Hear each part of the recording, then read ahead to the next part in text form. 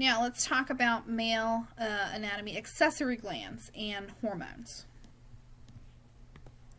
Okay, so we talked about the pathway of sperm. Now we're going to talk about semen. Semen is somewhat sticky. It's whitish. It is sperm and bodily fluids. Okay, so by volume, sperm is only about 5% of semen. Okay, so it's mostly fluid. Okay, you are getting fluids from 3 different accessory glands, and overall the semen has a pH.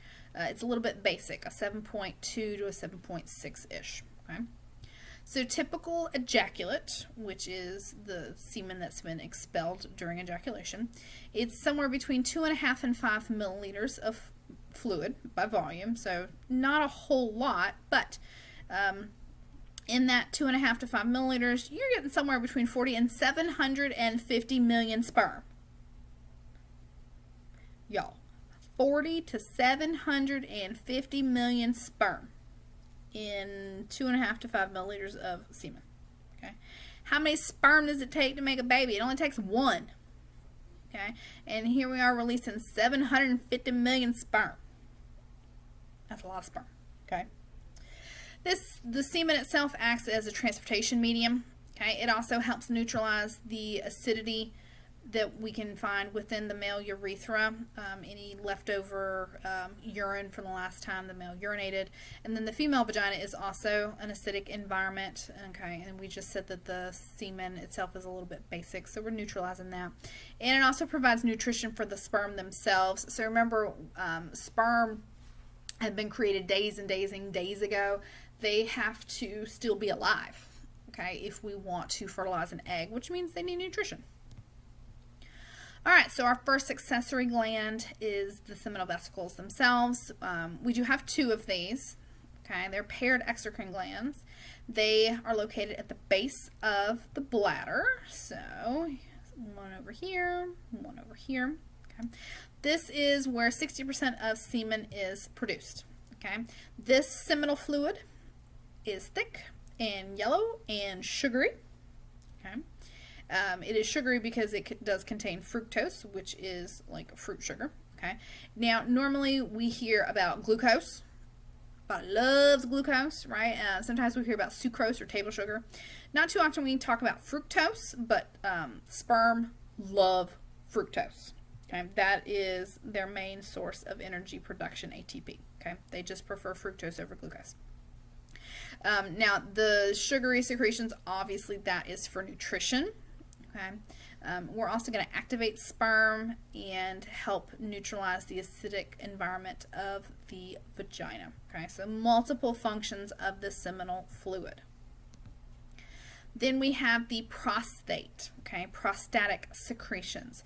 The prostate itself is somewhat donut shaped. I kind of think it looks more like a walnut, but there is that little hole in the middle for all of the tubes to run. It does also sit right below the bladder. Okay, so here's the prostate itself. Here's the bladder. Okay, so these prostatic secretions are responsible for another 20 to 30% of semen by volume. We have a much different composition of this fluid. This is more milky. It is actually slightly acidic fluid. It's going to mix in the ejaculatory duct before it enters into the prostatic urethra. It's pretty well known that the older a man gets, the more likely they are to suffer from prostatic enlargement, which is clinically known as benign prostatic hyperplasia, BHP. If your prostate becomes enlarged, this can cause painful and difficult micturition, which, if you remember, that is urination. Okay, so this will actually put pressure on the urethra, okay, the first part of the urethra, and remember, this is a shared tube for both reproduction and urinary system.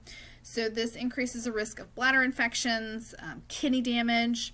Again, the older the male is, the more likely they are to eventually suffer from this condition, and prostate cancer is actually the 3rd most common cancer in men, period.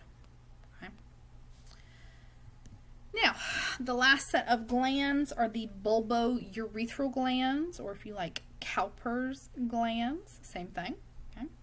These are another paired set of glands. They're very small, marble-sized. Okay.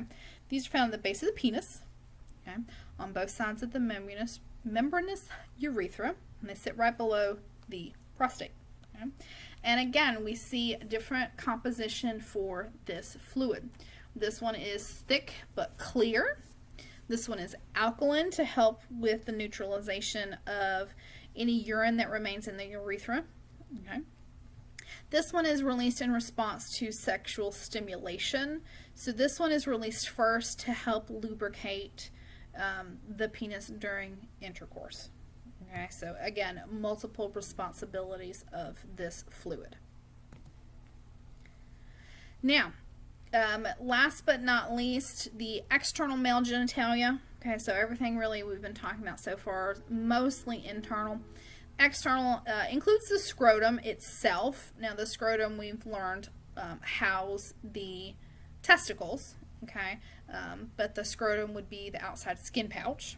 Okay, the scrotum does hang outside of the abdominal pelvic cavity, which helps the temperature. Okay, so the temperature is 3 degrees lower, okay, because they are outside the body. This is required for proper sperm production. Okay, so if the scrotum and therefore the testicles within the scrotum, if they are confined, if they are held too close to the body, anything that would continually cause them to heat up, that could negatively affect sperm production. We have cremaster. We're not cremating anything, y'all, sorry. Cremaster muscles. These help pull the testicles closer to the body when it is cold. Okay, so because they are already a little bit colder, we actually don't want them to get too cold either, because that would also negatively affect sperm production. So the cremaster muscles are responsible for pulling the testicles closer to the body when it's cold outside. And then last but not least, the penis itself delivers sperm into the female reproductive tract, so it is an organ for intercourse. Okay. Internally, we've already discussed the spongy urethra. There are 3 different masses or regions of erectile tissue. These fill with blood during sexual intercourse, which allows for sexual intercourse to actually happen, and this also helps with ejaculation. Now, we have different regions to the penis, the shaft, and then the enlarged tip is known as the glans penis. There is an extra skin fold at the proximal end. This is known as the prepuce, or more commonly known as the foreskin. If a male has undergone circumcision, then this foreskin has just been completely removed. Really no better or worse, just different. Okay, and so here's what we're talking about. We've got the shaft, and we end at the glans penis. There has been a foreskin, or here is the foreskin, and again, this can be removed during circumcision. Internally, you can see the urethra runs right down the middle. Okay, and then we've got the 3 regions of tissue that can be filled with blood during sexual intercourse. Okay, kind of looks like a face, kind of like a bug, giant eyes and a little mouth. Okay, and then the urethra is right there in the middle. There you go. Okay.